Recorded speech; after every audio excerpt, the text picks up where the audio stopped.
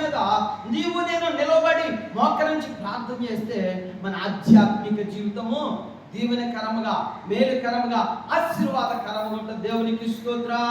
ప్రభునందు ప్రియ దేవుని సంఘ బిడ్డారా, దావీదు భక్తుడేమో నీవు నా పాదమును జారిపడకుండా పట్టుకొని ఉన్నావు అంటున్నాడు.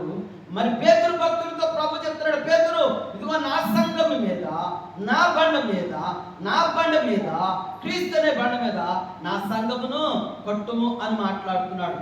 ప్రియ దేవుని సంఘ బిడ్డారా, సంఘము నిలబడాలి అంటే బండ మీద పునాది వేసుకోవాలి, బండ మీద సంఘము నిలబడాలి.